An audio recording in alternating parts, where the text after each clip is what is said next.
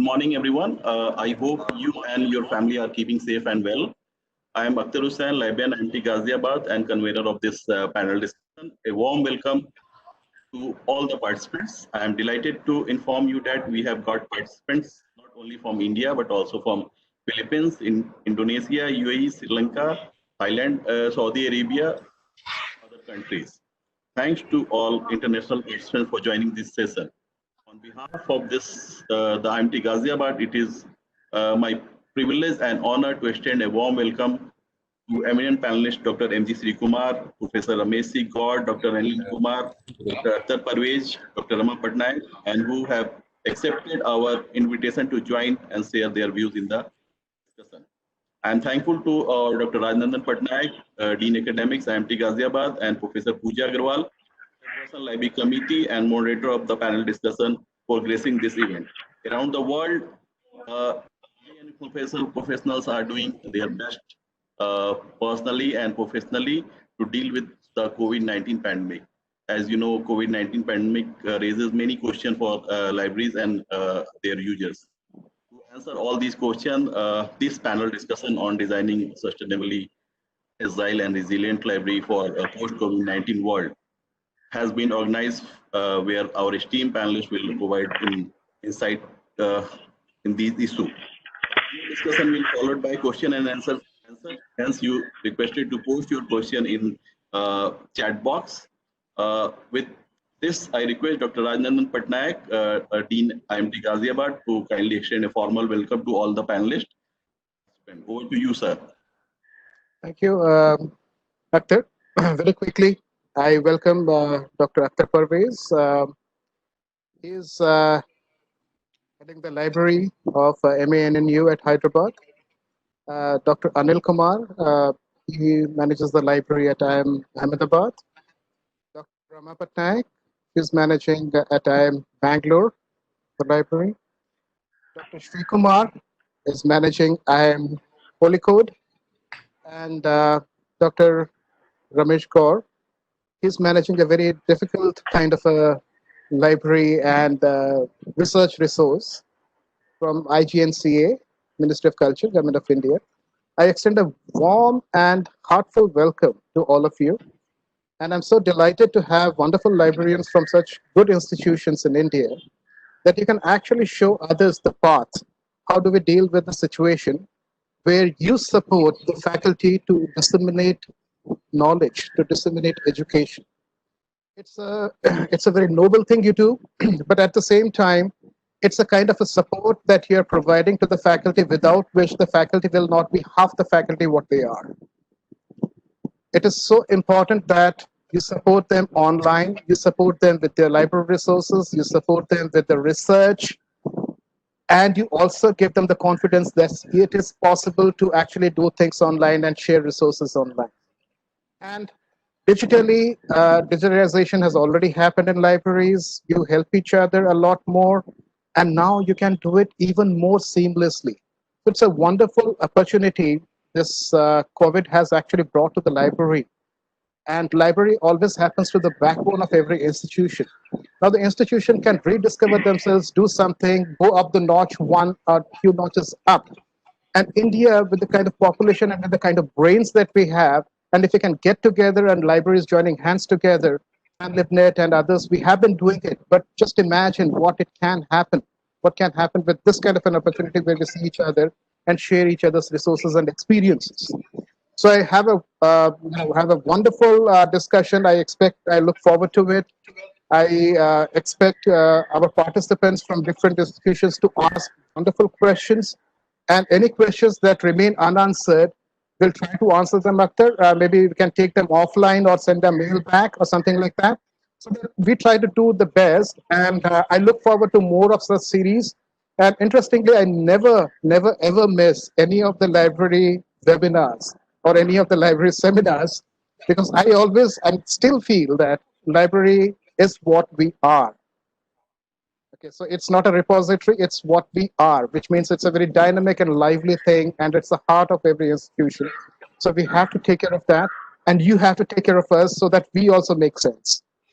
Academic, I welcome you all. Thank you so much. So perhaps we can start the panelists. I think that's the format that we have to look at the briefings of every panelist, and then we can take question and answers. So, who's after you?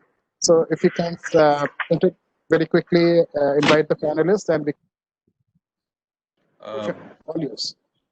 Yes.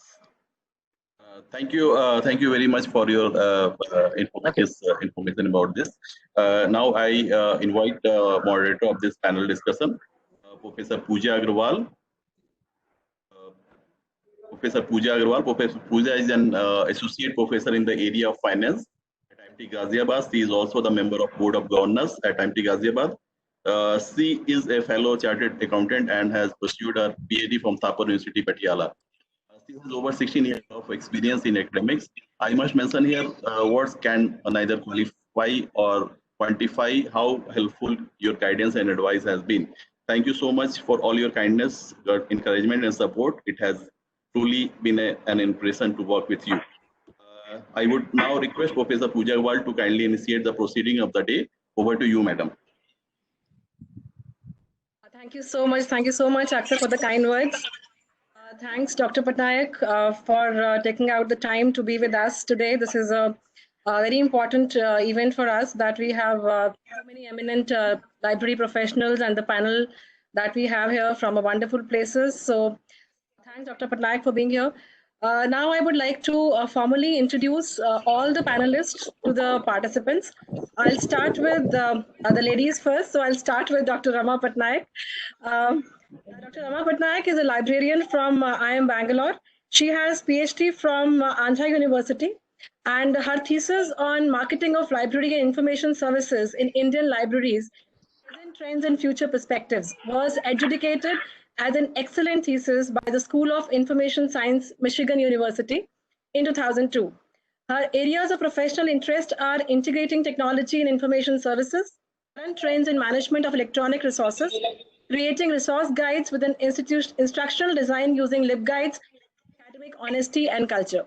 I extend a warm welcome to Dr. Rama Patnaik. Thank you, ma'am. Thank you for being with us today. Then I would like to introduce Dr. Ramesh C. Gaur. He is the Dean of Library Information and Head of Kalanidhi Division at IGNCA. A Fulbright scholar, Professor Gaur is the first Indian national nominated as member International Advisory Committee UNESCO, member of the Memory of the World and member Cultural Heritage Program Advisory Committee of IFLA. He is a member of governing body of Shahid Sukhdev Singh College Business Studies, University of Delhi, and governing council and a member of governing council of many reputed organizations. Or rather serving a member of over 100 plus library advisory committee of boards of many central universities and other institutions. He has received 14 national and international awards. Welcome, Dr. Gaur. I extend a very warm welcome to you. Thanks for being with us today. I would now like to introduce Dr. Sri Kumar. He's an adjunct professor in humanities and liberal arts in management and chief information officer of IIM Kozhikode. Sri Kumar is the chief architect of the Indian Business Museum at IMK, inaugurated and dedicated to the nation in 2013. Recently, he was nominated to the Global Advisory Board of the Cambridge University Press UK. In 2007-8, he served on sabbatical as visiting professor in the Faculty of Computer Science and Information Technology at the University of Malaya, Kuala Lumpur, Malaysia. Kumar has received the Ames International Outstanding Adjunct Management Faculty Award 2016. In 2014, he was awarded the prestigious Ratan Tata Scholarship to Harvard University for advanced research in Indian business. He is a fellow of the South Asia Institute of Harvard University. Welcome, Dr. Sri Kumar. I would request all the participants to please mute yourself. Inder, if you can help us in muting all the participants.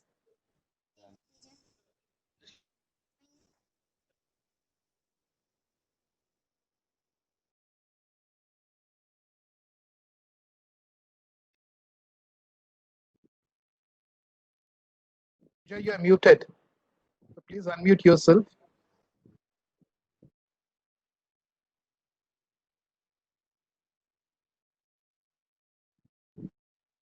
Pooja, you're muted. Can you hear us?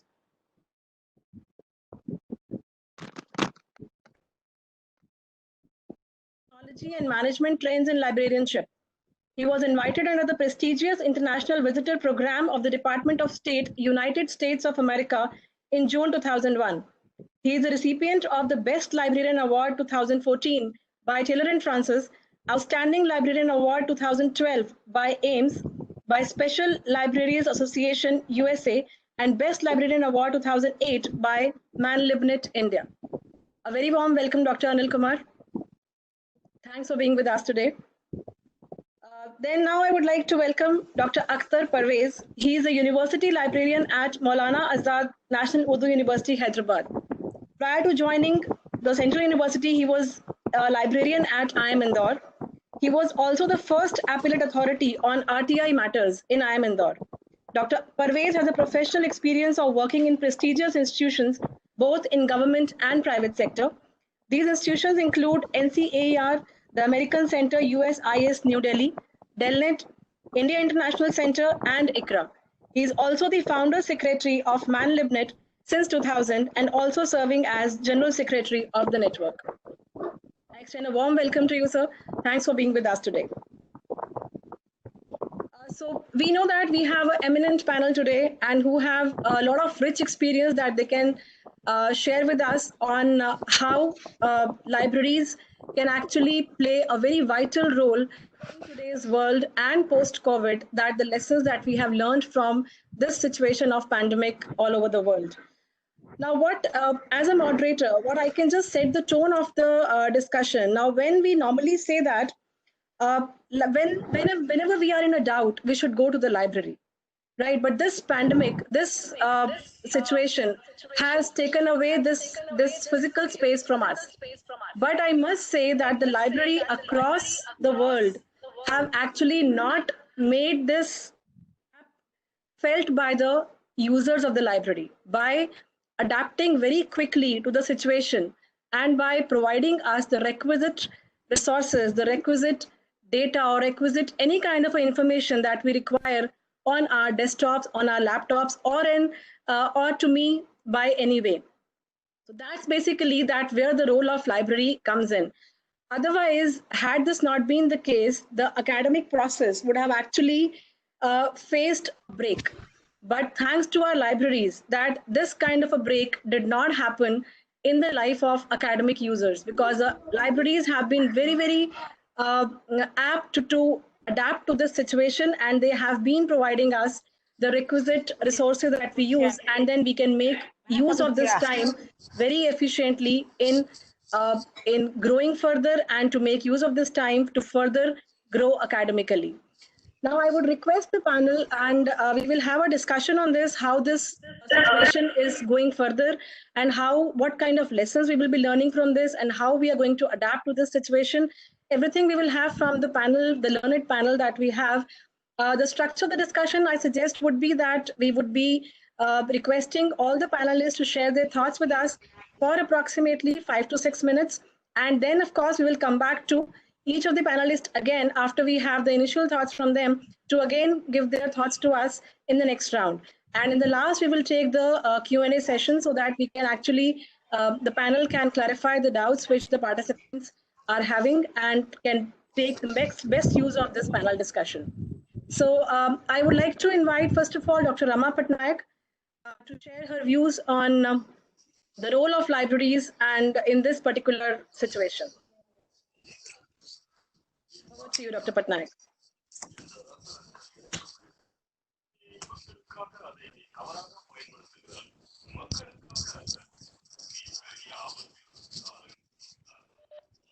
Yeah. Dr. Rama, are you able to hear us?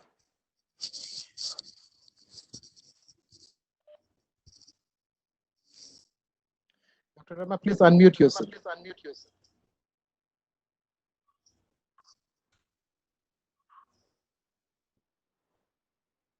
Okay, no issues. I think Dr. Rama must be facing some technological errors there. So we can start with Dr. God.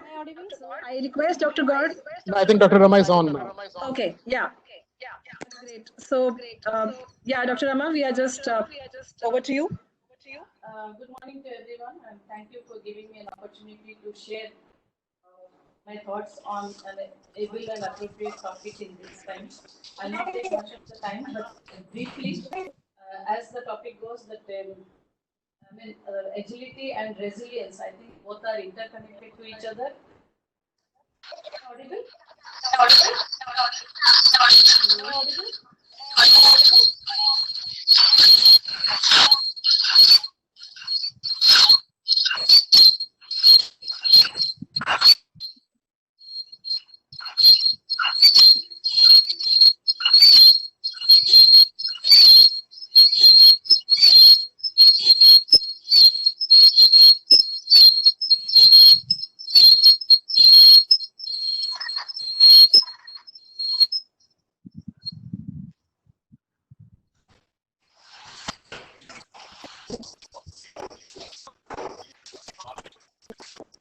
Rama ma'am is facing some technical issue. I'm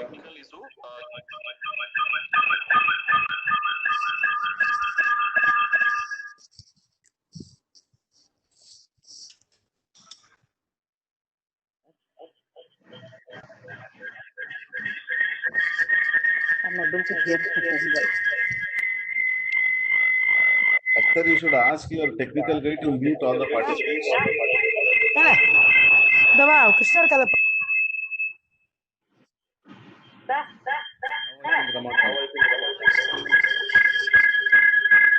ஆச்சு உட்காங்க அப்படிலா அவனை பார்ப்போம்.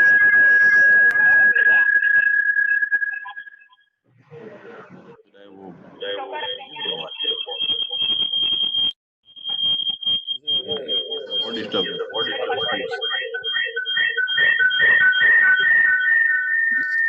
Akshay, can you tell Inder to look into this?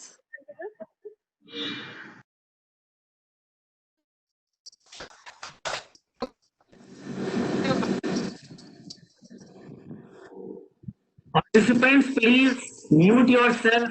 All you cannot hear this panel discussion until you follow the discipline. Please mute yourself.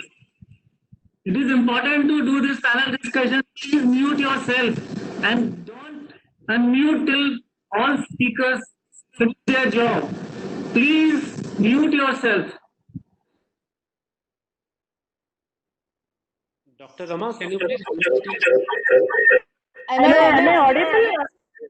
Yeah. Because I can hear my own voice. Okay, there's a lot of echo you are saying, huh? Yes. I think now it's clear. Your mic. Yeah. Now it's clear. Yeah, it's clear now. Yes, Dr. Rama, you're audible. So yes, you can please carry on. Yeah. Actually, I think we must ignore the video part of it. If I'm audible, I will just allow me to speak.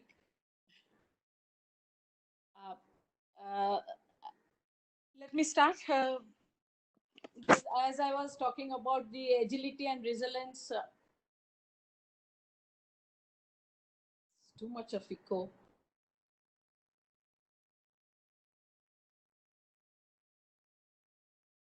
Hello?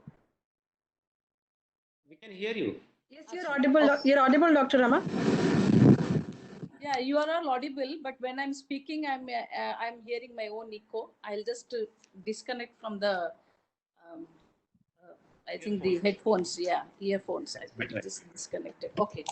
So if I'm audible, I'll just start. Yes. As I said, agility and resilience is an apt and appropriate topic in these times. Both are, of course, interconnected. If we have to employ the principles of agility for a library, I think I can look at the three aspects which are very important to call ourselves as an agile library. Is one of the significant thing is, of course, adapting to change, and also the three aspects is the user interaction. One of the things which is central to the existence of the libraries, and the technology or the resources that we use, that they're also heart of the core services that library engages in. And most important is your workflows. So how my workflows are latest and iterative as I evolve the policies on day-to-day base experience with the users. So whatever workflows I design for my end user services are not static. They are adaptable to change even every quarter or whenever a new idea crops up across the team levels. So for me, if we are very apt with our workflows and able to optimize the usage of resources that we purchase and put the user experience central to everything that we do in the library, I think that is where we can call ourselves agile. To give a brief example, which is very common to our library, is as a team, I think when most of the content is online and there's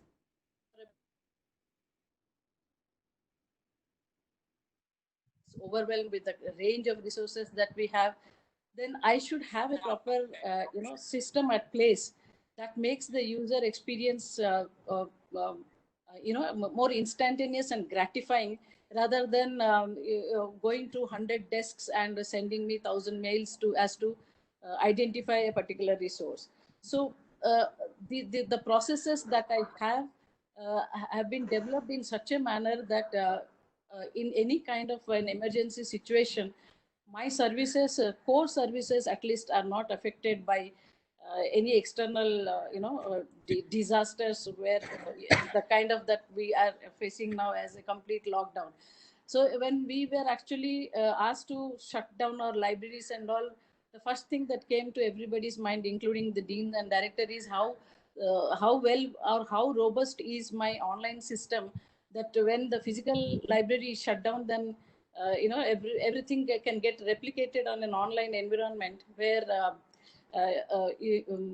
the users are not affected, except of course the physical experience, the environment that they actually get it in library, the very varied learning spaces, and usually we know that the information seeking behavior or the library space also plays a great role in defining the information seeking behavior of the user. So, so when we shut down, then we had this remote access facility at place. We ensured that everyone was registered and having the access. And our websites, our files, whatever systems we had at place, they were mobile friendly.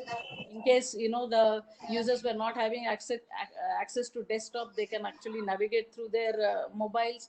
Then we also thought that the physical library, though shut down, then we should enable a system where if somebody wants a book urgently for any of the personal research or even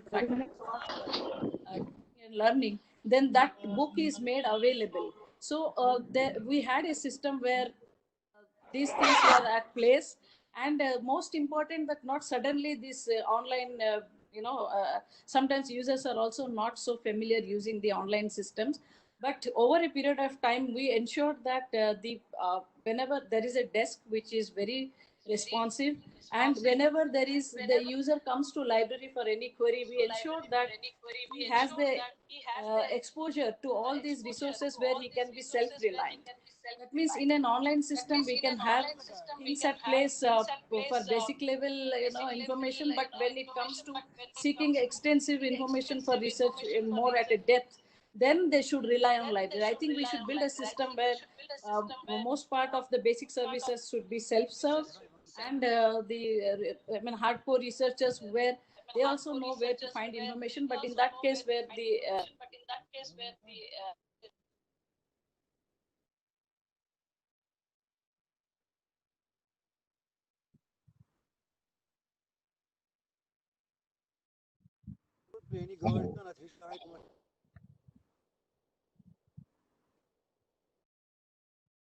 Pooja, Pooja, I think we seem to have lost Dr. Rama. still responsive. Yes, No, she's there. she's there. Yeah. I think she's there. Yeah, am I not audible? Yeah, now you are audible. Yeah. I think I In spoke. between, we just lost your voice. Okay, so as I was saying that the three core aspects of if you measure the scale of agility, as I said, the user interaction, the quality of user interaction, the processes that you have, and of course the technology that you use it, because most of the content, the current content that is acquired by libraries in form of databases, journals and all, I think they constitute majority of your resources. So as I said, when this lockdown happened, the main question that arise to everyone, including the administration, was how well we were able to cope up with the situation where nothing is shut, so users don't experience any interruption in the services that they were experiencing, and the availability of the staff in responding to the users' queries. We developed a guide for contacting us. We used the synchronous and asynchronous channels for reaching out to our users. We were available on chat 24/7, except for, of course, Sundays. And we are also available on weekend, as I said. And there are multiple ways where we developed where the users could reach us in case of any assistance they would need.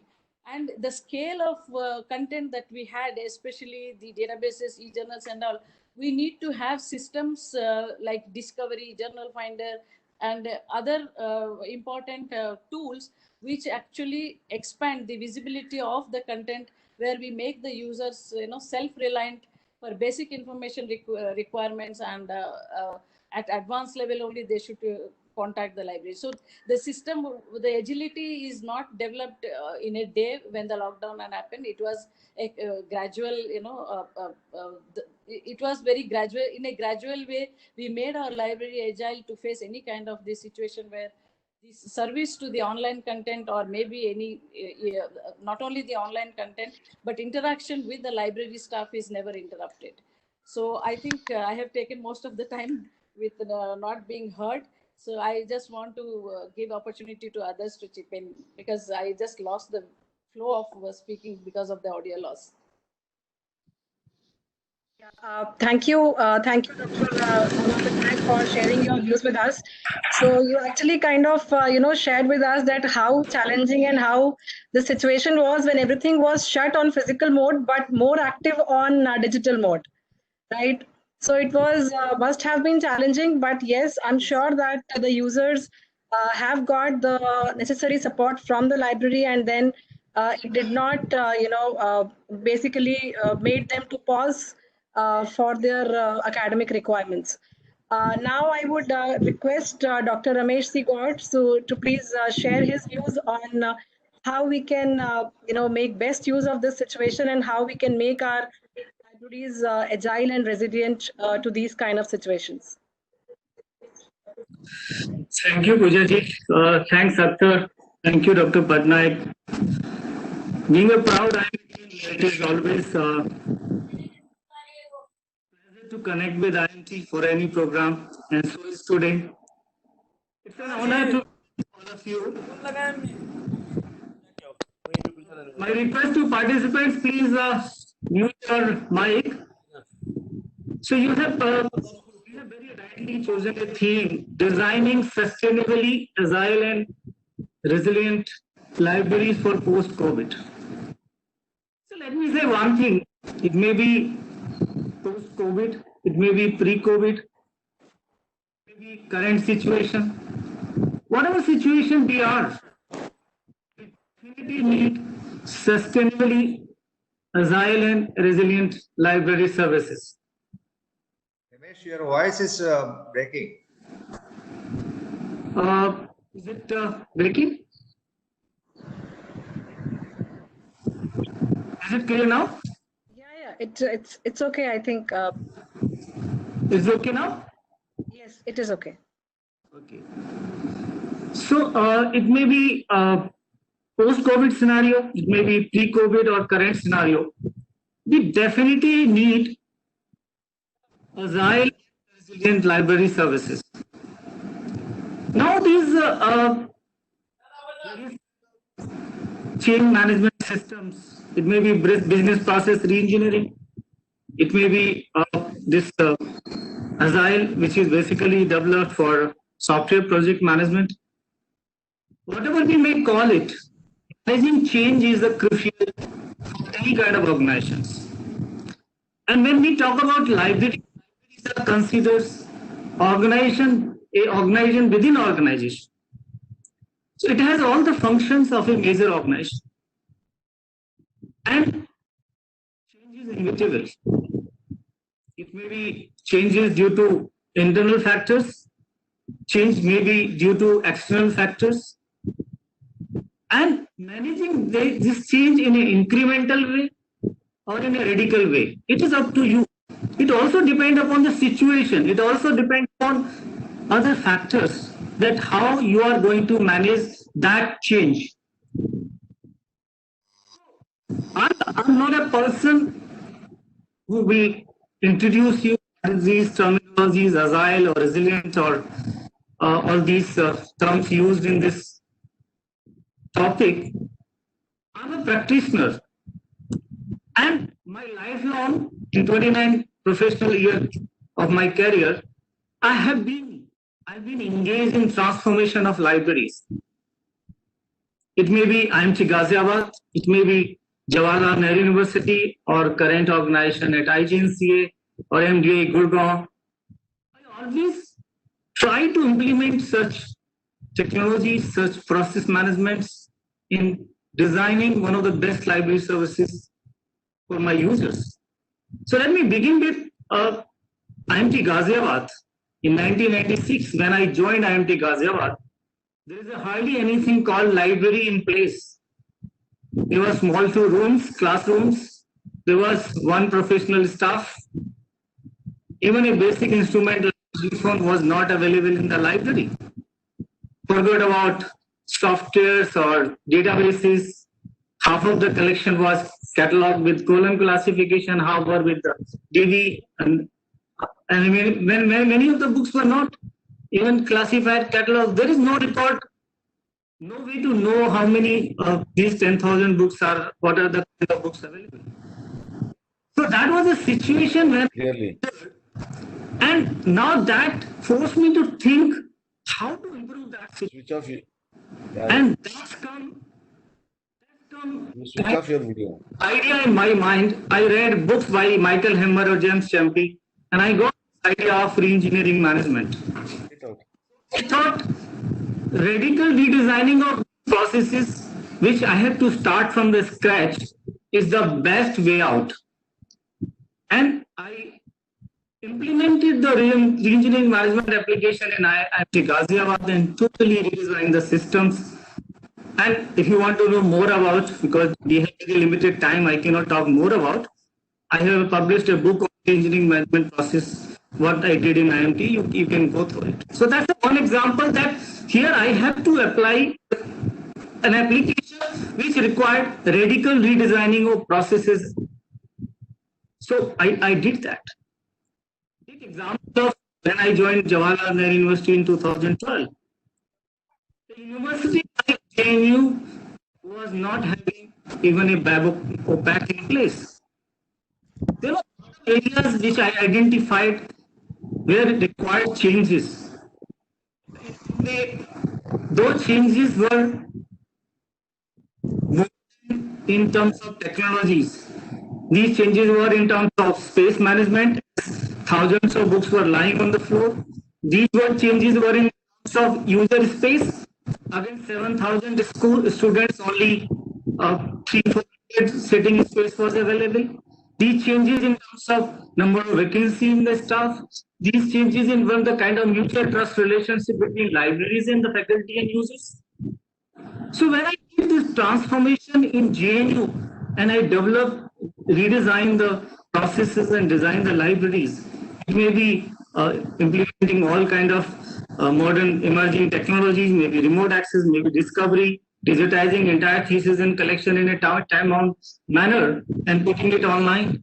It may be designing a good ambience, a good reading space, providing round-the-clock facilities and providing reading rooms where bring your own device culture need to be enhanced, where the every student and faculty have a charging point for the mobile and desktop. They can sit for as many other hours they want.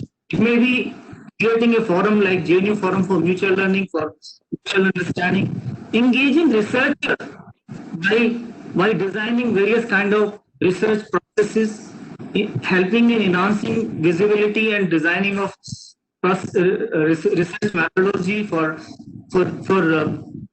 learning how to avoid plagiarism, how to detect it. So a kind of e-research environment was created. So this change, what we are talking here, it can in any area. And like when I was in MDI, Dr. Pritam Singh was a director. He was not happy with the space layout of the library. So I did some kind of modernization in the space management. So that was, so these all are changes need based or based on certain internal and external factors which we can understand because of organizational needs, because of people's need, because of your budgeting or all kind of factors which is within your control. But when you have a situation like this pandemic, this is totally unforeseen. This is totally unplanned. This is totally unimaginable. So suddenly you are in a catch-22 situation where you are suddenly asked to close the library. You are suddenly asked to be at home and you have to work remotely. Now you have to work remotely to serve your users. You have to provide them remotely the all kind of library services. So definitely we were not prepared for that. But I can tell you one thing. There are kinds of libraries. One who are already developed good tools and technologies, they can well cope up with this kind of situation. Those are all kind of anywhere, anytime access facility. They were having good digital resources. They were having good e-work resources. So whatever electronically or digitally, when libraries are digitally transformed, it is easy for them to provide to their users. And such libraries able to provide immediately. It may be using all those learning tools, but there are libraries which are lagging behind. Those are the libraries which are unable to cope up with the situation because they are not digitally prepared. They were not having that kind of understanding, that kind of technology. So when we are talking of designing sustainably agile and resilient libraries for post-COVID world, we are going to face other kind of situation also. Now we will be going to an entire new world. We never seen those requirement of having masks. There will be security and surveillance concerns. We are going to work on sanitization. Dr. God, I'll come back to you. I'll come back to you again on that. Yeah. Yeah, just 1 minute. Last sentence. So we are going to see the lot of requirement of sanitization for social distancing, and that we need to discuss, and I can come back for that. Yeah, because that's a different challenge, and everywhere we do not have digital libraries. Everywhere the infra is not that we have in urban areas, and so that's again a different challenge which requires a discussion on. But a good key takeaway from your discussion is that it is not only in this situation that we have to have agile and resilient libraries. That is required in all the situations. Every time we have to prepare for that. And as you said, you have been designing the world-class libraries everywhere where you have gone, including IMT Ghaziabad. So that's a wonderful thing that we have come a long way from the point of time which you explained till today when we are having this kind of panel discussion in the digital forum from IMT Ghaziabad Library. So that's a long way that we have actually come. So now I would request Dr. Sri Kumar to share his views on how we can actually cope up with this situation in the library space and designing the agile and resilient libraries. Over to you, Dr. Sri Kumar. Thanks a lot, Professor Pooja and Professor Rajnandan, Dr. Akhtar Hussain, and IMG for organizing this interesting panel discussion on designing sustainably agile and resilient libraries for post-COVID-19 world. Am I audible? Yes, you're audible. You are Yes. You're audible. So I will thrust upon three major areas: the importance of being agile, and that will lead to resilience. and then the importance or the imperatives for digital transformation for libraries. And then I will thrust upon a little bit of the support for online teaching at this moment by libraries, because it is actually a need of the hour. So we have heard from Rema and Ramesh the need of being agile and the kind of preparations, plannings, etc. that you do if you want to be really very brilliant a library. So the being agile is actually ability to be adapting quickly to the contingent situations. So we can see that agility, adaptability, and flexibility are interchangeably used in the in being agile, because it is very important to see how your workflows and executions are. As Rema was mentioning, you have to have a meticulous workflow in place, and which has to be flexible, and it has to be brilliantly executed according to the need of the hour. You cannot be very rigid on this. So if you just see that these libraries will have the ability to react quickly to threats, to make timely, effective, sustainable changes that generate competitive advantage. That is one thing which I would like to underline. And these libraries will have human resources with a shared vision, shared purpose, and will be more participatory in every mission. Against the age-old, what is called the command and control models. So this phenomenon will cut across institutional hierarchies. That gives every member of the library a sense of belongingness and a self-motivation impact. That's very important, I feel. I think the head of the library will have a big role to play in this aspect. So all these go together to contribute resilience to the library as an organization. So I think the words agility and resilience are actually interdependent in that aspect. And now coming to the second aspect which I would like to touch upon is the library's imperatives for digital transformation. So if you look at the kind of functions and activities that we perform in our libraries, it can be broadly categorized as business processes and user experience services. So business processes involve collection development, metadata creation, collection management, content aggregation and systems integration, etc. Whereas user experience is our efforts to bring in a lot of discovery efforts, discovery systems, in terms of indexes, all that we do, in terms of other aggregation and integration service that we do with respect to getting a very impactful search and retrieval effect from the library's content.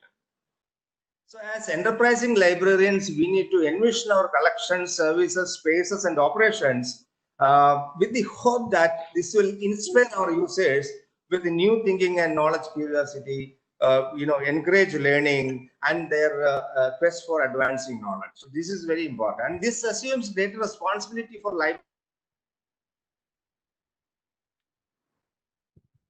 that our patrons like faculty, students, researchers, and in the case of, as Dr. Pooja was mentioning, in the case of other libraries, even the public, to be kept in confidence that their information and knowledge requirements are adequately met with, uninterrupted, at a time when we are disrupted without having to come to the libraries physically. But as a practicing librarian, information professional, I'll be happy if my library is filled with the people.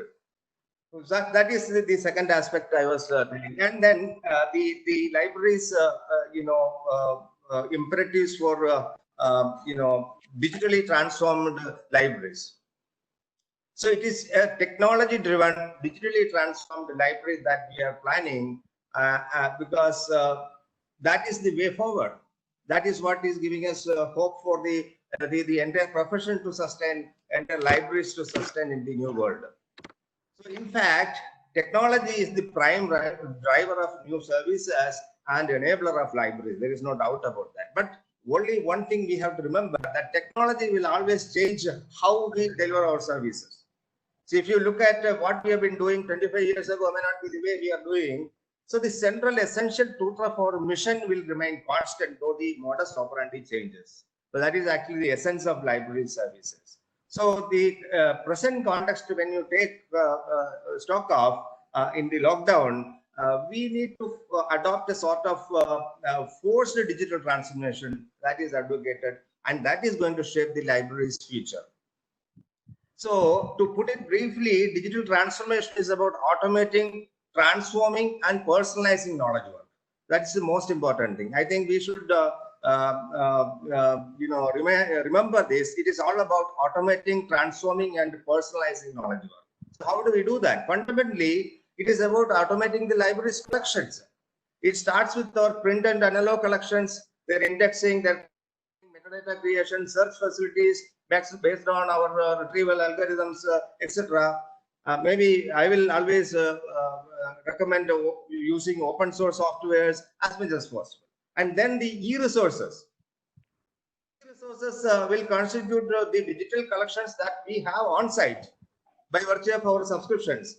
A licensed content available locally or internally generated knowledge, such as the scholarship of the institute, we call it as the publication that is produced, maybe open access and OER, that is open educational resources that we have downloaded. So all on site, and then we have a large chunk of online content by virtue of our licenses and our subscriptions. So that these are the two things we need to aggregate and integrate. So it's a huge work, as my previous panelists were mentioning. It's a huge work, meticulously planned, with very good workflows and brilliantly executed. That is actually the success of the digital transformation. So whatever be the kind of information and knowledge guides or navigation interfaces or discovery tools that we provide, it will all depend heavily on the depth of the metadata quality, the quality of the metadata, and the search algorithms that we bring in. So we need to be always on the watchful. What are the new things? So we need to catch up with technology trends, the dynamics of the information science transformation, also in line with the user sentiments. This is the most important aspect, because users are always comparing our services with that of Google, that of Amazon, that of Facebook, etc., which we may not be able to match up with. So it's actually a big challenge, but it is not an impossibility. Yeah, very rightly said, Dr. Srikumar. One thing which I liked about from what you said is that the basic essence of library remains the same. The basic motive remains the same. The modus operandi basically has changed from the earlier physical mode to now the digital mode. So, and the basic essence and that remains same, and that is to provide the full support to the user. But I'm sure that all the libraries that we have, they have really a great challenge, and then they have actually came up to the expectations also by providing the required support in this era when we require the digital support of the library. And one more thing, which is the belongingness of the user, that is so important, that you really pointed out, and that is really important from everybody's point of view, that the belongingness is really, really important. So taking ahead I'll come back to you, and taking ahead from what you said, I would now request Dr. Anil Kumar to please kindly share his views and his way of handling and what he sees the future of library in this post-COVID and this COVID era. Thank you, Professor Pooja. First of all, my thanks and gratitude to IMT Ghaziabad for having organized a very apt and relevant panel discussion. So, without taking much time, let me take the route of a devil's advocate and probably risk my reputation by saying that there is no need for libraries in the future. The way things are happening, whether it is COVID, pre-COVID, post-COVID, and all, these are all factors which will come and go. History goes on repeating. There are lots of challenges which has come. Libraries have faced it. They have overcome it. Whether it is a technology challenge, recession problem, all sorts of things. We can go on counting. The issue here is not of libraries which the panelists here are representing. I am more concerned of libraries which actually are not libraries. Right? In this country, how many new libraries can you count on? You cannot even count on your fingers. Good libraries that have been set up. If you look at the NIRF ranking, most of the institutions who are old get a better ranking, and the new institutions don't get a better ranking. So that means you need to, these are the organizations which have to grow with time. Now, the importance of a library, why I'm saying that libraries may not be relevant is, it's a little pessimistic view, but it looks like that's the reality because you look at the new education policy, you look at institutions being set up, you look at national level institutions, centrally funded institutions. There is no importance given to libraries. And we are just brushing under the carpet all this, by niceties by saying that library is the hub of an academic institution. University is a string of buildings around a library. I don't believe that because you don't see that happening. There are very few, I think maybe in the last 3 decades of my experience, I have seen not more than 10 institutions which have built institutions of libraries of quality in this country. So therefore, going by evidence, I can say that in future you will not find good libraries coming up. One is because I think higher education policymakers, teachers, administrators, deans, directors, all feel that I am yet to come across some policymaker of worth who can actually talk about why libraries required in higher education. You look at all debates, discussions, research, rankings.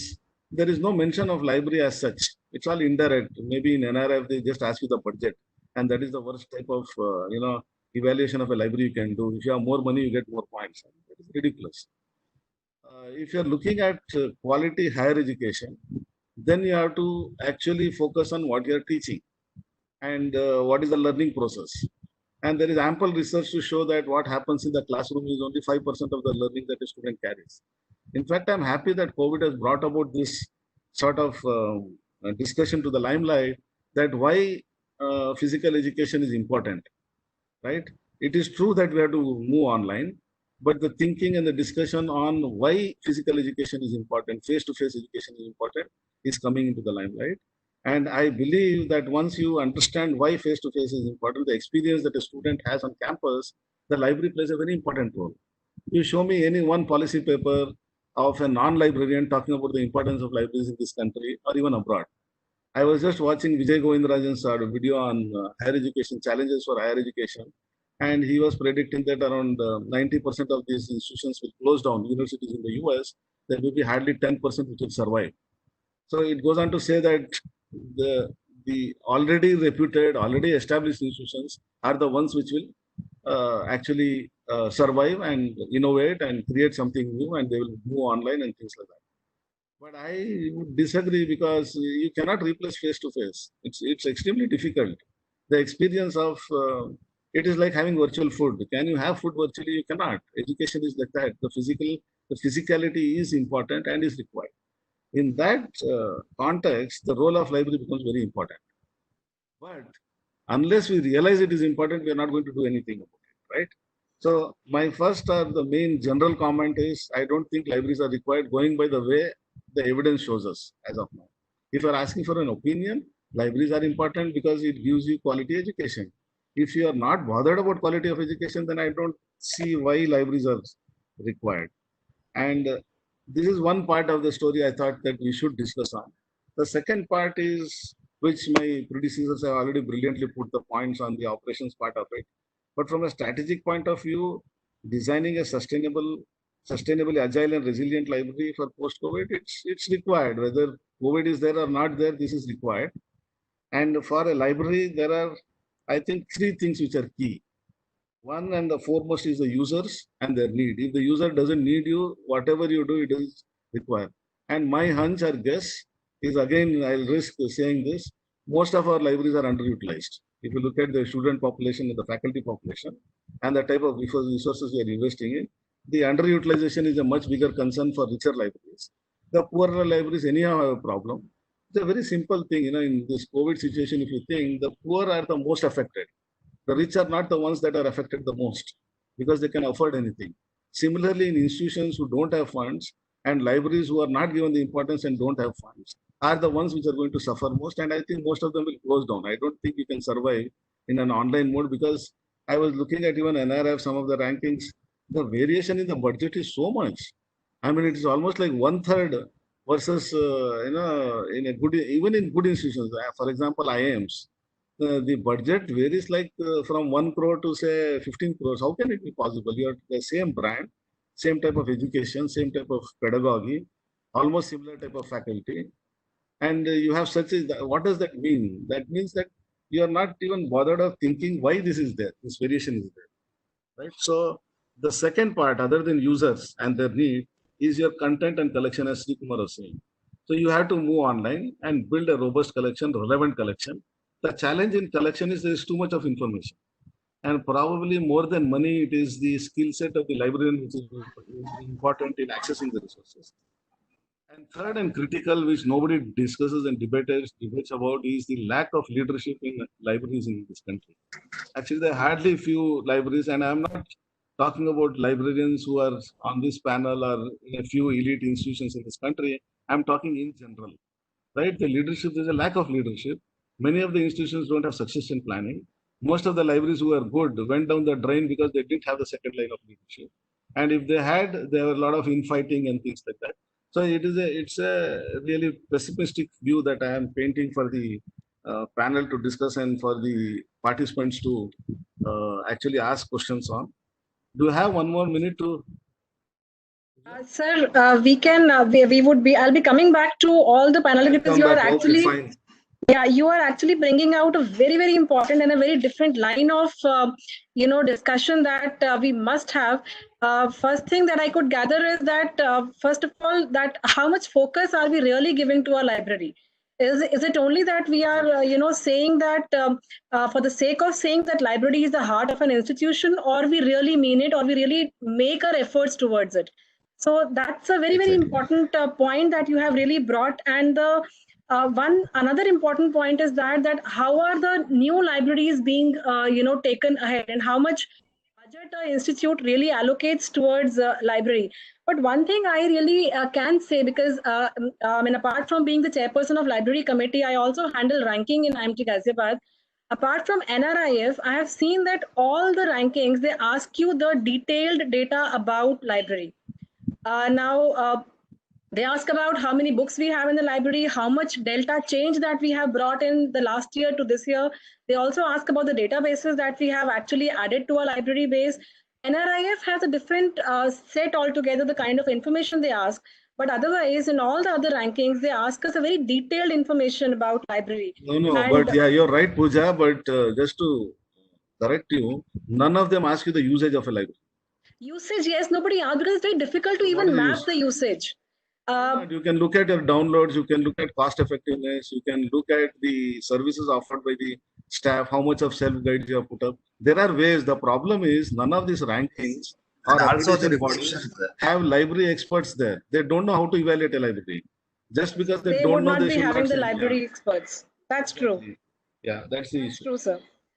Fine. So with this thought-provoking, factor that you have actually brought in, I would like Dr. Akhtar Parvez to share his thoughts on our topic, and on if we can just throw some more light on the topic, that discussion brought by Dr. Anil Kumar. Over to you, Dr. Parvez. Thanks, Professor Pooja. Thanks, Patnaik Saab. Thanks, Akhtar Hussain, for the invite. And I was very happy to receive when I was listening to Dr. Anil Kumar. The problem is of speaking at the end is that most of your things have been covered. So you have a big challenge when you have stalwarts like we have in today's panel discussion. But what most of the panelists said is true, that we have no option but we have to go digital. And due to this unprecedented situation, what we see is that worldwide education has largely moved to online. So we see a lot of hype in software companies as if this is the only solution for future teaching and learning. And we witness a surge in the use of online, tools like Zoom, WhatsApp, Skype, etc. And libraries also have been doing a lot of activities through these applications with regard to the training of our students, making them understand about the use of library, etc., etc. But as Dr. Anil Kumar was rightly saying, that this cannot compensate for library experience or physical library experience. But I'm very sure this this unprecedented situation will pass too, and we will soon have better times. Though I'm a very, very positive person, very optimistic, but when I see the education sector and libraries, I get little negative. But I think that is very, very important. If you see the 2017-18 National Sample Survey household data, you find that only 4.4% of the households have computers, and when you see urban households, there is just 23.4%. Similarly, I see internet connectivity also just 14.9% for rural and 42% for urban households. And only 50% of our population has smartphones.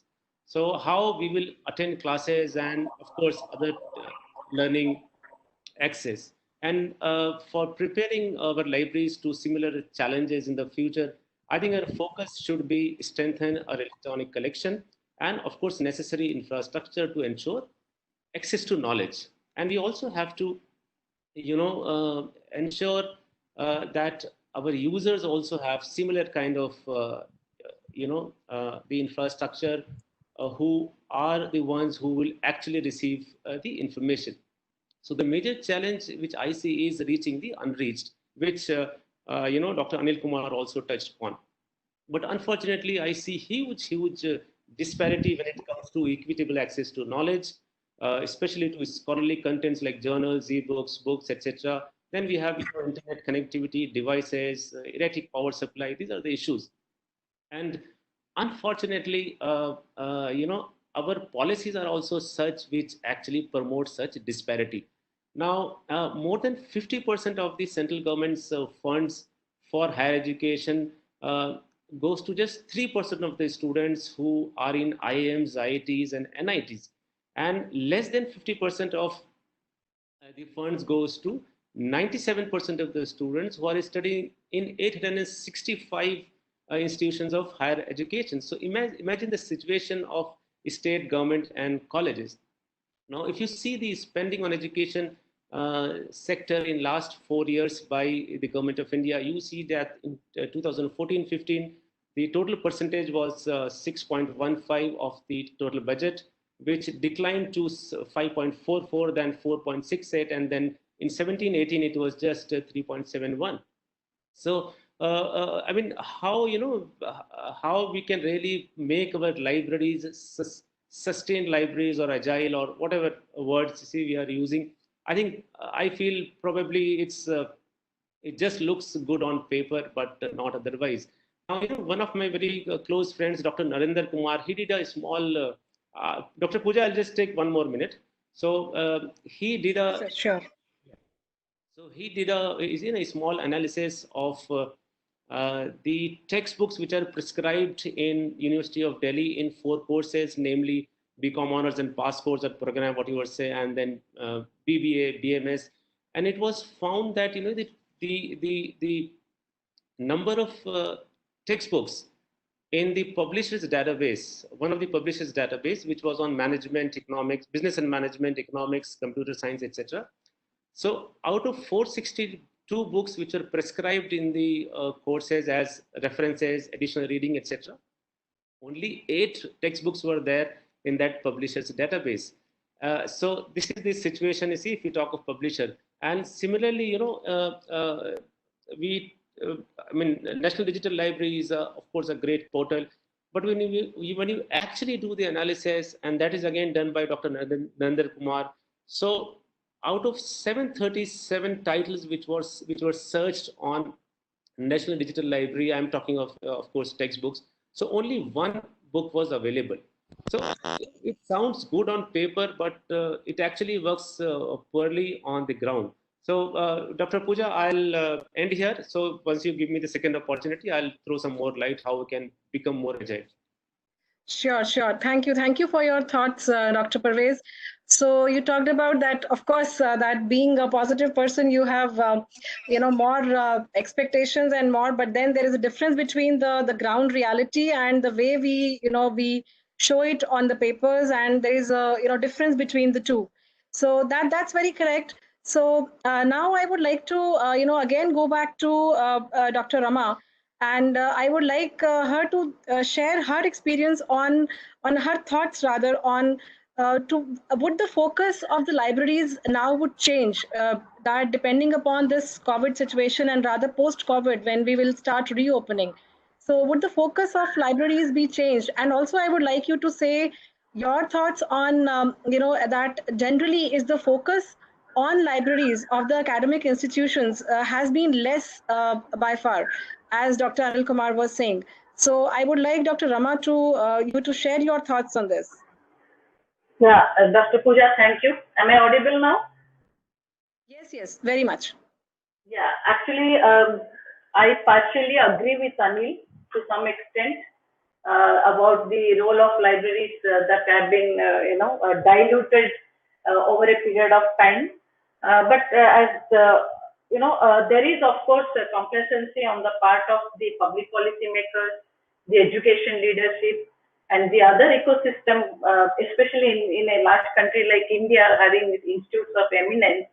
That the libraries are pushed to the periphery, and in terms of budget and resources, you get all. And I also agree with Anil that the evaluation of library never happens in any kind of ranking. The NAC says, okay, you must have this many books. You have, and you also have not changed the traditional perspective of a library, especially from the education leadership. So the traditional library functionality is what? I mean, issue and return, and probably having n number of books, n number of databases, current awareness service, and all. I think the whole library, the libraries, the functionalities, and the workflows, the collection, everything have gone a transformational change, which is not seen, especially in the eyes of the public policy makers or education leaders. And the gradual dilution of the libraries also happened because partially the blame also goes to the library leadership at national level, or maybe at individual library level, where the leadership is not driving the the workforce as to what is relevant in contemporary times. It is not like you are sitting at a desk and only your role is limited only to show the location, or rather going deeper than that. So in contemporary libraries, I think we don't have, we cannot have all the expertise that is needed to run in especially, I think, large research-based libraries. We see that in libraries, US and Europe, they actually have diverse expertise in the libraries. Actually, I was confronted yesterday with a query like, anybody in the library can assist me using the data for getting the unit level data from a dataset. That means I had a statistician in library for a long time, but I think it's very difficult also to retain them. You need a preservationist to think how your digital collections are managed. You need a copyright expertise. Your digital scholarship goes for a toss if you don't have that kind of skills to deal with the digital scholarship. You also need, as I said, copyright expertise. Like everything in digital is not so easy to manage and use because there are a lot of restrictions also come into play. So I think the usage, as you said, is not there to measure. We do measure the usage. We get how many users are actually using the remote access, how many journals are being used. We give the cost per usage evaluation every time to the library committee for justifying the retention of resources. Every resource that I purchase in a library, I see a complete increase over a period of time, and then try to control our budgetary expenditure. I think it requires a lot of professionalism, expertise, rather it's the cost-based usage. Sometimes it happens that you are not able to assess the intangible costs that are associated with especially evaluating a resource. So this kind of more of this expertise is required to make your library more vibrant, and then that is when the administration or the education leadership catches the attention that the kind of the quality work that you do will never go unnoticed. As Anil was also pointing out that as a librarian, is it just good enough that we put everything on website with hyperlinks and then we say that, okay, this is where you should go and use it. I think that is not the way, if you are, expecting the optimum usage of your e-content. So there I said the other important thing which is missing in Indian libraries is the literacy skills. When you talk about information literacy, digital literacy, media literacy, I think the best that can be undertaken is by the librarian. So I think the orientation session are both voluntary. We are not giving any kind of education of the resources, like how to, identify a resource, how to all these evaluate a kinds. resource. The information literacy is a very important aspect which is never taught also in Indian library, schools, which is very crucial for sustenance of the library. Yeah, because the needs are changing, so we need to change with that, and we need to, have our, the strategies and policies based on the needs. But that is required from all the stakeholders, and everybody has to put their effort and contribute a bit to actually support libraries also to adapt to these kind of changes. Yeah, that's very aptly said, Dr. Rama. I would request Dr. Gaur to have his quick views on, how the focus of the libraries would be changing now, and on that kind of library gets from the, the institutions.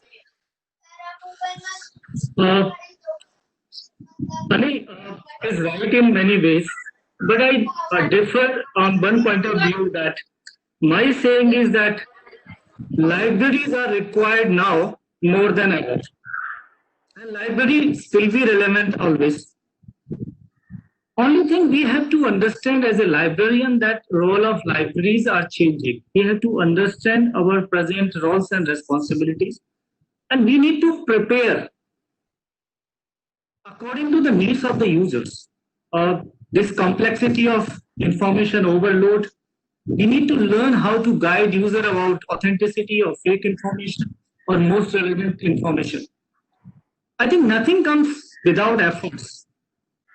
The senior librarian has to give back to the profession by mentoring our colleagues where we are working, the colleagues which are connected with this, and this state is in almost every profession. I think so. We have to complain it, but at the same time we have to find out ways and means to how to come out. I'm very impressed with the young generation of librarians.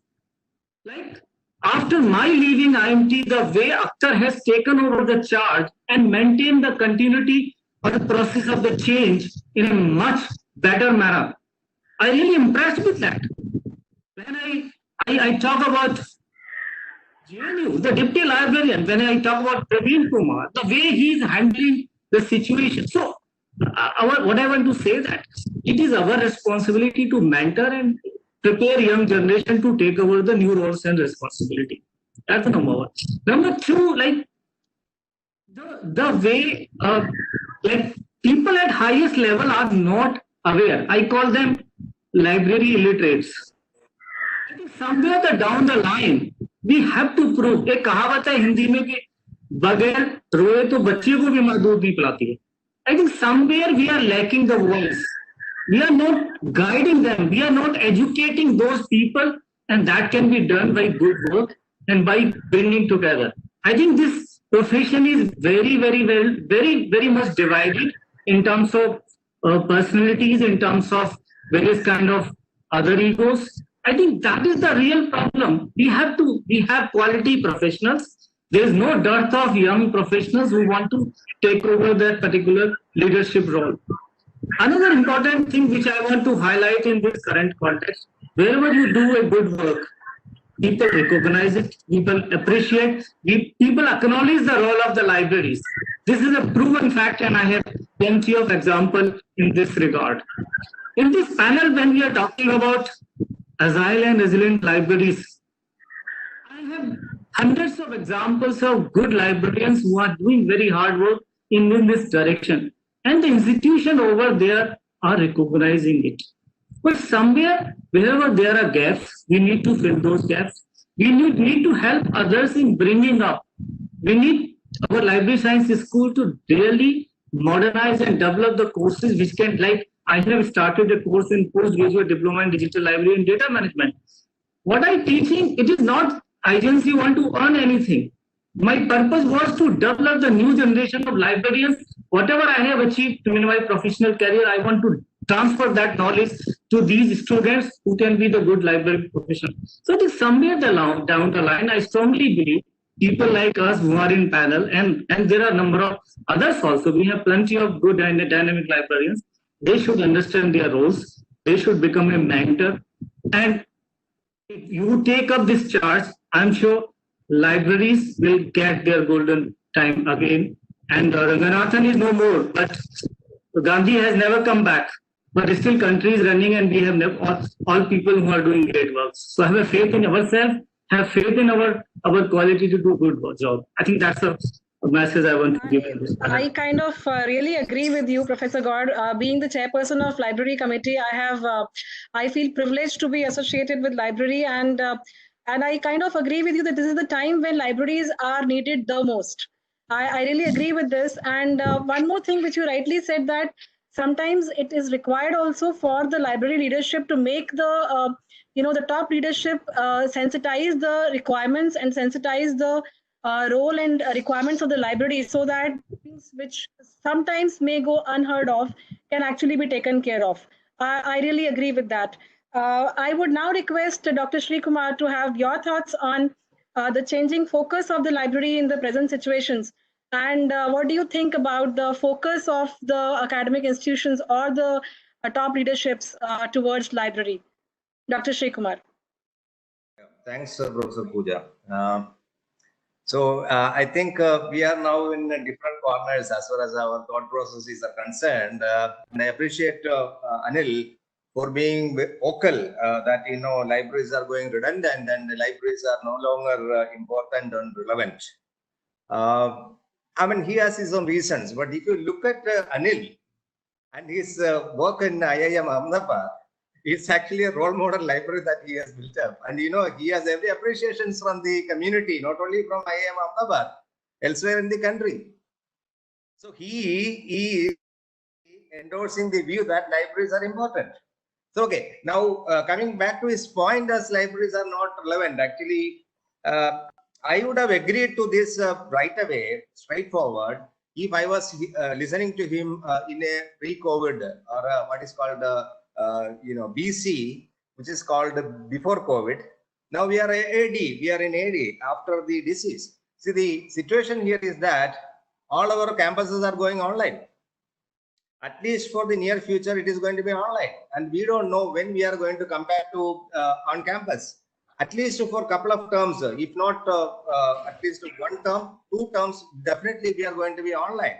So what are the implications for libraries? If the entire course is going to be online, the dependency on libraries will be increasing. So I think this is the time that we as librarians and information professionals to seriously look at supporting our faculty members in their course preparations and their learning management systems to be fed with relevant digital objects or articles or videos or whatever they are requiring, and being closely associated with them. So that is one aspect I would like to trust upon. At a time universities or our education institutions are going online, the dependency on library will multifold. It will become multifold, and then we cannot say that we were not prepared. Okay, now I have a small checklist for introspection as to whether we are future ready or at least present ready. So if Professor Pooja can allow me 1 more minute, I will read out those, checklists. Sure, sir. Please. Yeah.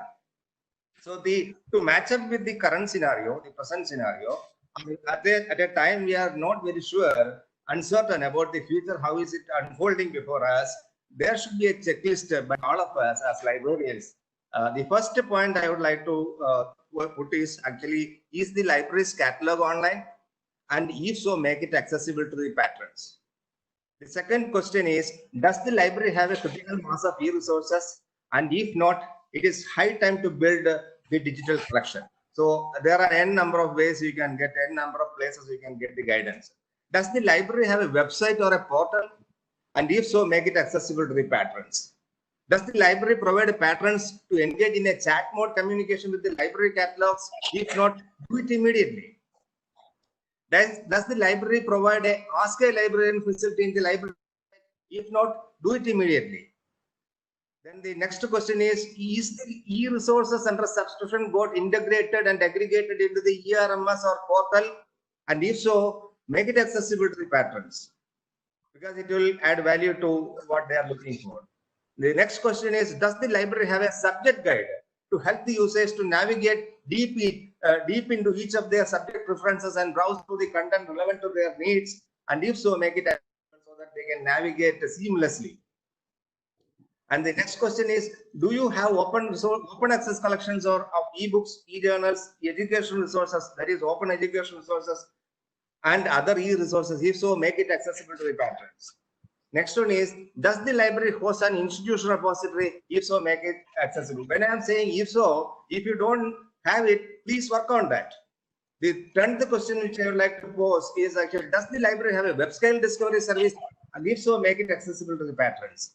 And the other one which I would like to ask is, does the library have VPN access or remote access or SSO, that is single sign-on remote login facility? And if so, make all the library resources accessible to the patrons. I have not touched upon the situation scenario, what we have to do when we are going to open up the libraries for patrons. You need to do a lot of things. I think already it has been told by our eminent panelists. Yeah, so thanks, Dr. Srikumar, for this. And I really liked the way you described BC before COVID. That is something, a new this thing given to the abbreviation. So that is really nice. And your views are well taken, that we have to have some kind of more focused approaches. And I think, yes, Dr. Akhtar Parvez, I will come to Dr. Anil Kumar for his concluding remarks of what he thinks about the discussion on the thing which he brought. I would like Dr. Akhtar Parvez to share his thoughts first on the changing focus of the libraries in this BC before COVID, and now which will be having the post-COVID. And of course, I would also like to hear your views on the focus on libraries of the top leadership of the academic institutions. Dr. Akhtar Parvez, please. Okay, thank you, Professor Pooja, for allowing me more time. Now, I think, libraries, I feel, are our drawing rooms, okay? So the way we keep our drawing rooms in very decorated and very attractive, the same way we have to do for our libraries also. But at the same time, we should not be under any kind of illusion of normalcy in the vast majority of libraries and the library operations. But having said that, librarians have to lead by example, and the library staff have to be more sensitive towards the user service.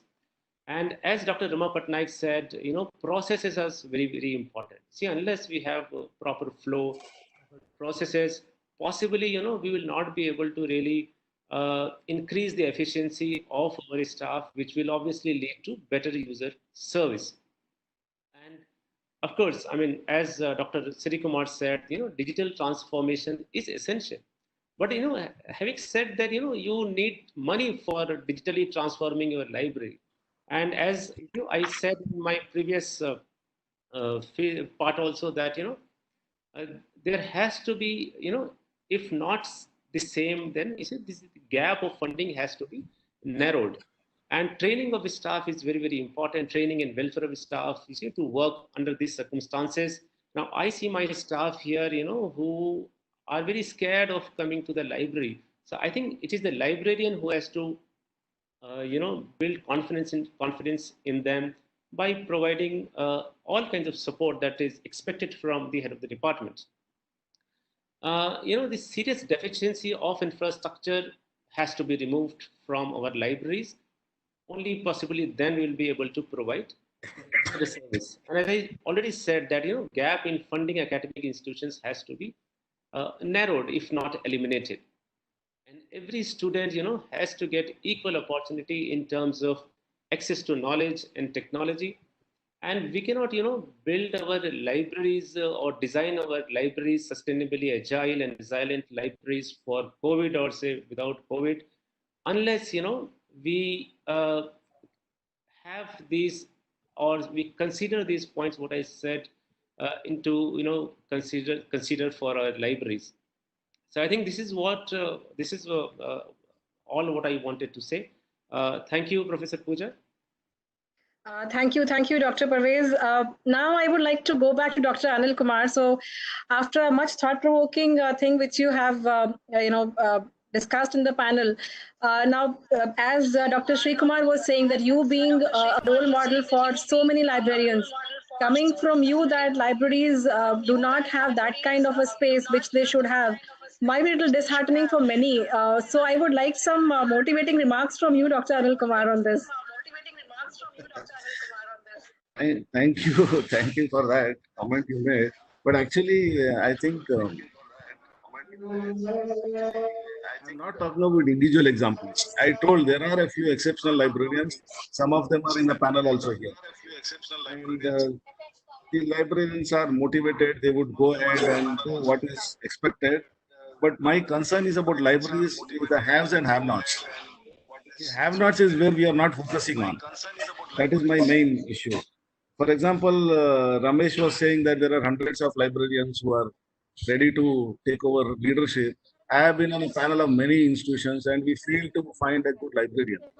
You go and ask any people who are, institutions who are trying to recruit leadership positions, it is extremely difficult to find people.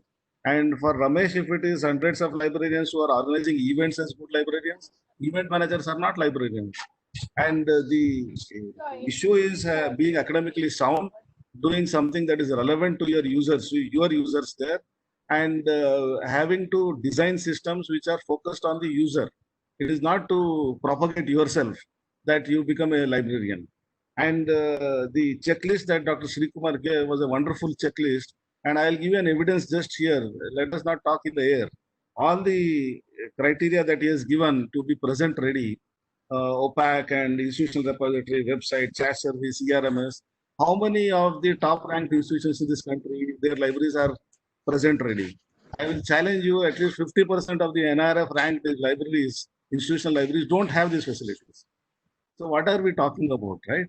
Now, I am not saying that you take a pessimistic view and don't work on it. I am saying we should have the reality in picture, and this reality, what I am trying to visualize and picture and paint, is not for librarians, it is for the policymakers. I am not trying to say that librarians should be demotivated or what I am saying. I am trying to support the struggle. I'll give another very straightforward example. I think more than 50% of the university libraries in this country don't have librarians. How many IITs that have been set up recently?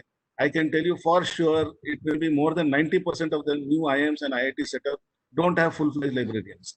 They call them as a designation librarian, but they don't actually follow the librarian norms as per the MHRD rules, right? So if we are talking about all goody things, it is relevant for institutions, elite institutions like ours, it is fine. But I am saying if you're talking about overall libraries in India in perspective, then I think it doesn't paint a good picture. And what I am trying to say is more for the policymakers, for the educationists, for the educational managers, for the trustees to think about this. Because it is not because I'm a librarian I'm arguing for this. I am saying because it is important to have quality education being offered in this country, we have to focus on quality libraries. You cannot provide quality education without quality libraries. So I don't want to demotivate anyone. There are examples of hardworking librarians who are working, but they don't have the ecosystem to do it.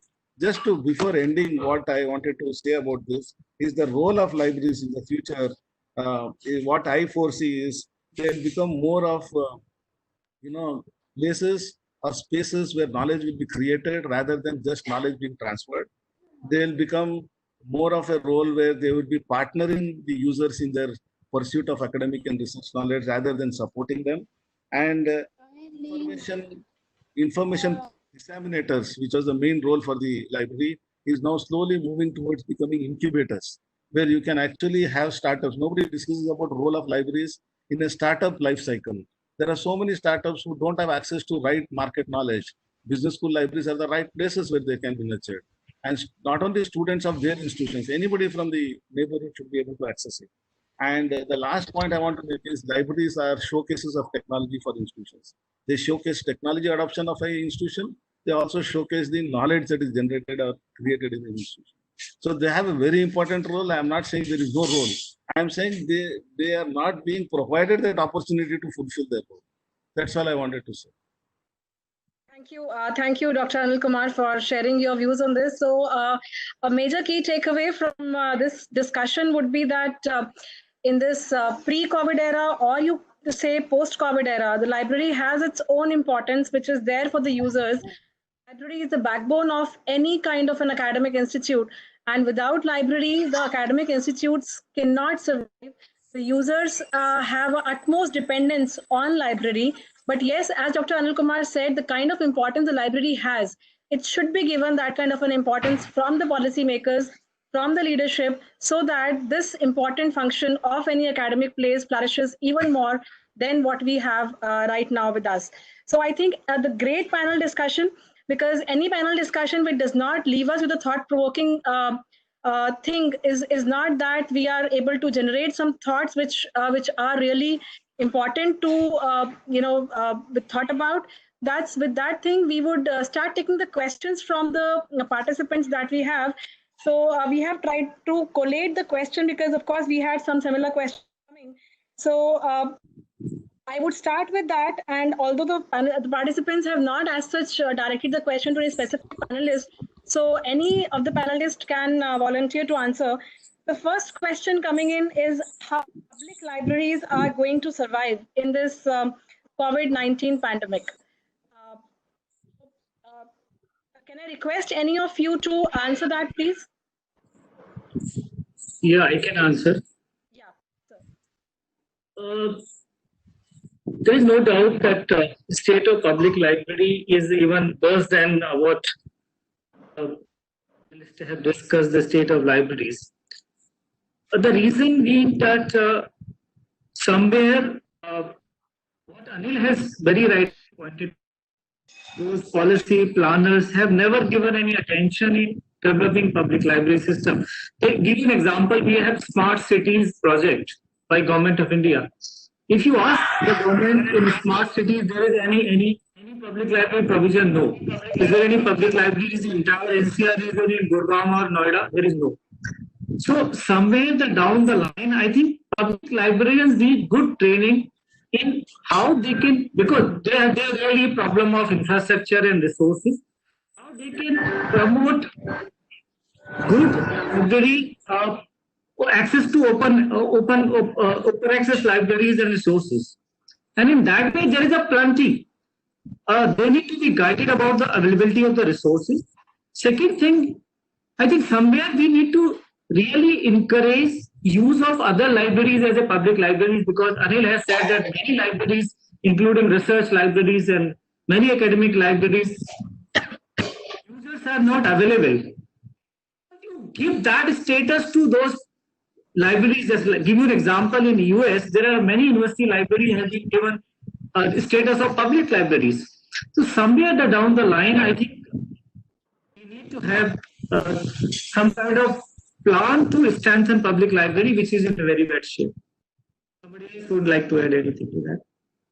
I just wanted to add one sentence. I have been actually propagating this idea to MHRD also, but nobody seems to care. Is all the publicly funded institutions should become public libraries, because you are giving them land free, you are giving tax concessions, you are giving all sorts of things to the publicly funded institutions, and their libraries are inherited. They inherit a good legacy. They have good collections. They have good decent staff. But the question is of underutilization. Maybe the government can pay an X amount a month or an annum to that institution and get some really deserving Mofussil area, rural area students or semi-urban area students to come and read in that library. Because there's a huge dearth of reading space in our cities and villages. So why don't we use this? There is space which is underutilized. There are no spaces. So the best thing is to actually collaborate and do it in that manner, right? Yes, that's a very apt thing.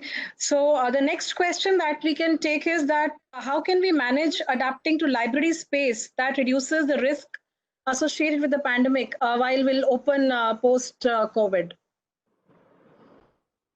See, for the space part, I think, can I answer? This is Anil. Yes, yes, sure, sir.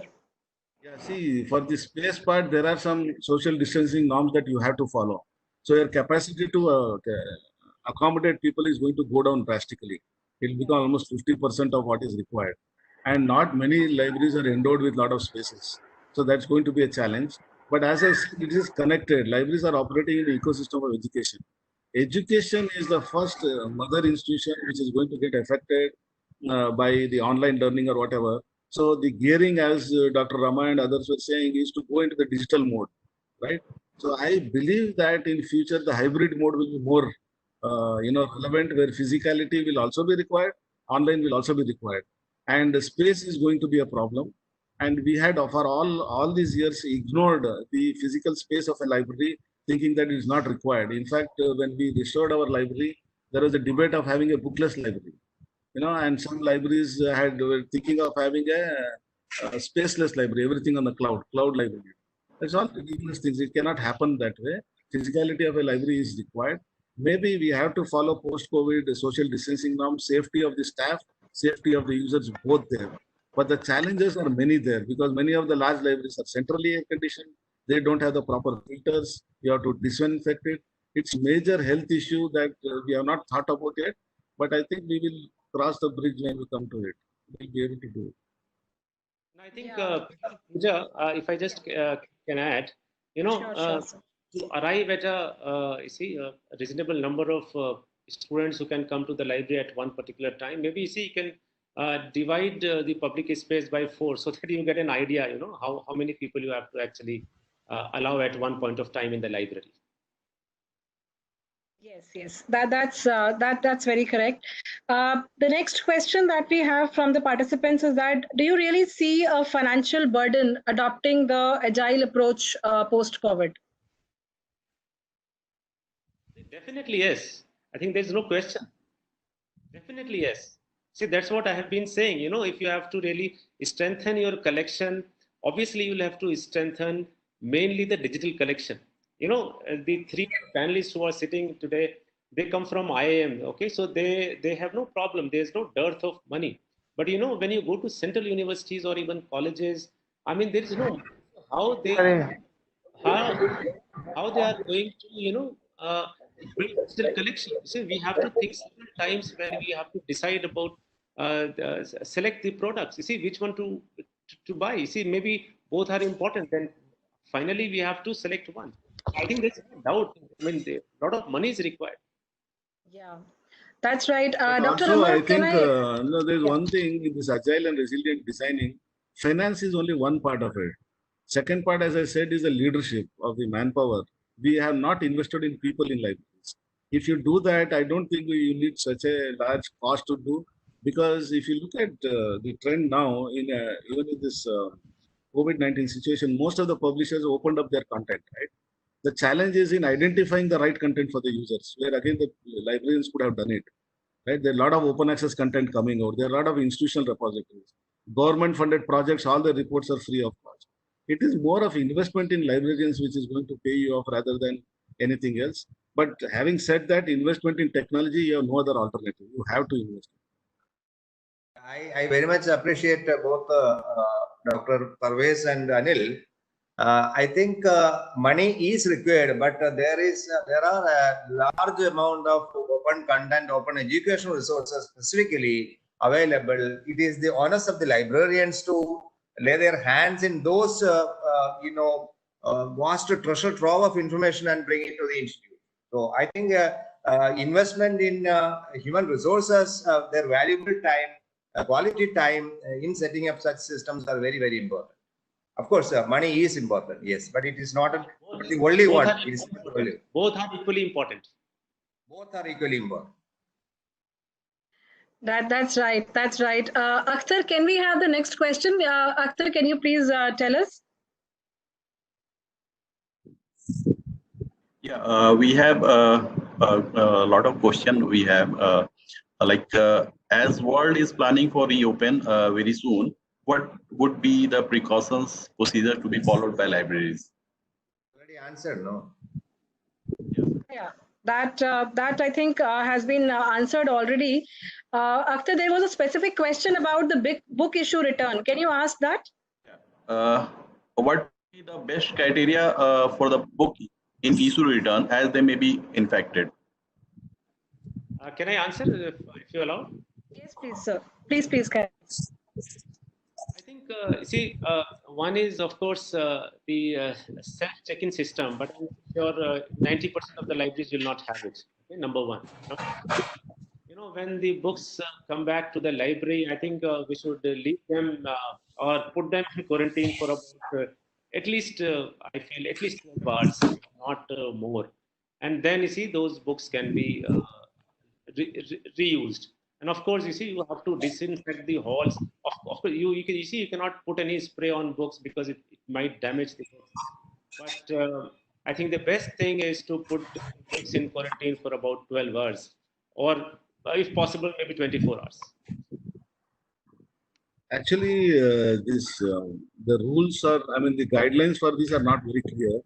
Like IFLA, ALA, everybody has a different rule. NEDC says 24 hours, somebody is saying 16 hours. And you also go to the actual medical profession and their guidelines, they say on cardboard, it can stay for even 6 to 9 days, the virus. So it's actually not advisable to say what is the best, because this is something that nobody knows. It is just by guesswork, everybody is saying. The best is to stop issue return of physical books, which some libraries have adopted in the US for a few weeks or until the conditions are more controllable. Secondly, being more safe and cautious, having more of washing your hands, using gloves for the staff, using the mask, and sensitizing the users to actually say that this can happen. It is not 100% foolproof that you quarantine a book for even 24 hours and it doesn't transmit. Actually, there is no evidence. So it is an unknown thing that is happening. It is better to be cautious rather than be foolish later. Anil, in addition to that, I think we have a technology to help us. I agree that we are not certain how long it will live on the surface, but ultraviolet equipments by using those sanitizers and other ways, we can protect. Voice is not good. I think, Ramesh, I think that will damage the books. I think rays that will damage the books. No, there are technology coming which is protecting. Just yesterday, I got certain. Now, I'm audible.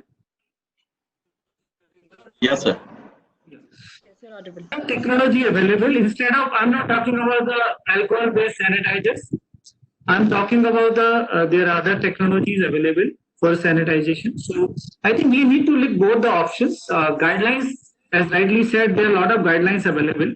And I think till libraries are closed, we keep watching those guidelines from IFLA or other bodies. And in India also, a lot of good libraries have prepared instructions. So you keep watching those international, national instructions. And Ramesh, for instance, Ramesh, for instance, in your library, how many issue returns happen in a day? Per day?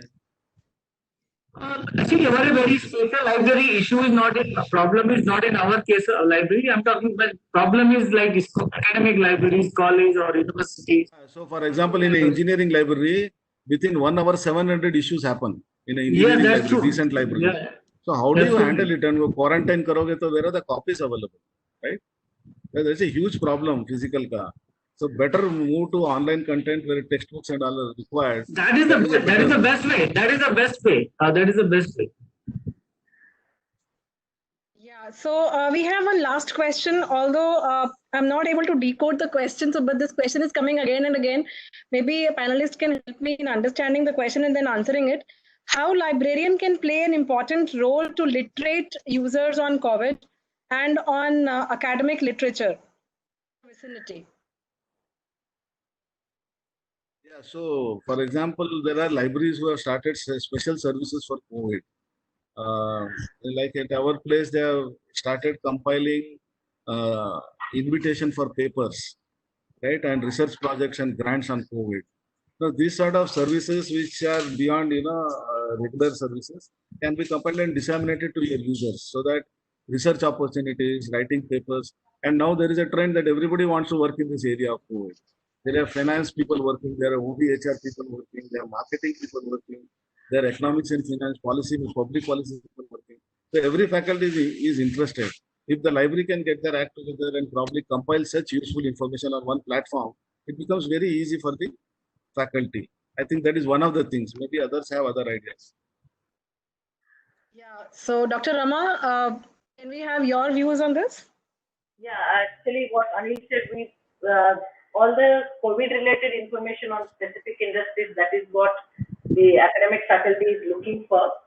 We developed a blog. We also developed COVID-related effect on various industries, which is widely used by the students. And also, the other thing which I would like to add is having some kind of WebEx sessions for the sake of students, calling the experts on a particular industry, and then getting the WebEx related information.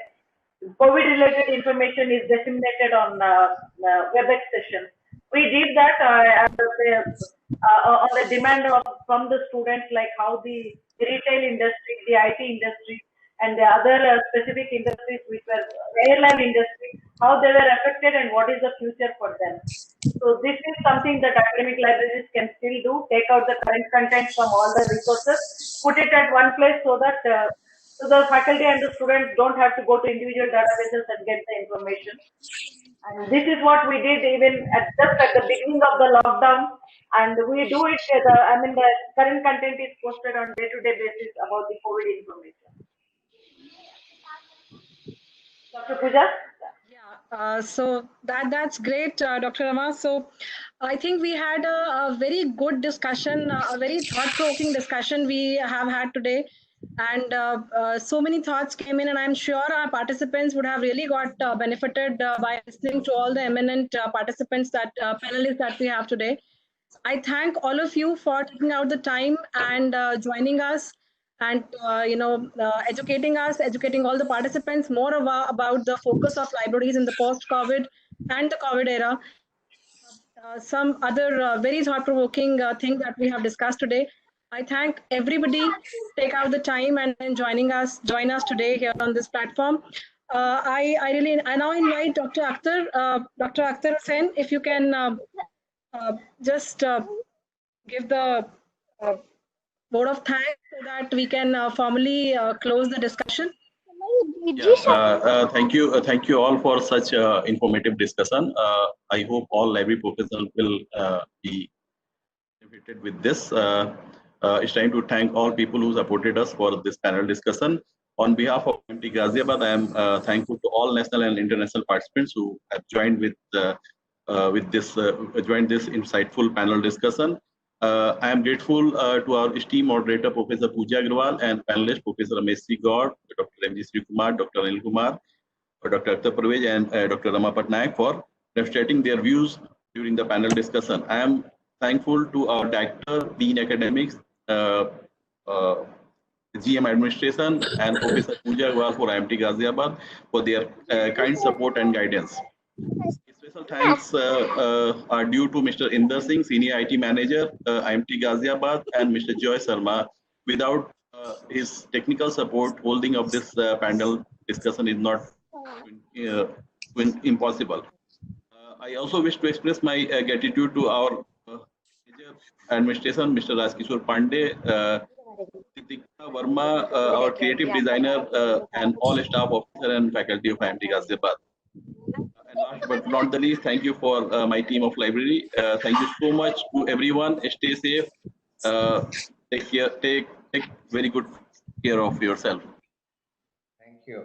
Thank you, Professor Patnaik. Take care. Bye-bye. Thank you so much. See you all soon. Bye-bye. Take care. Thank you.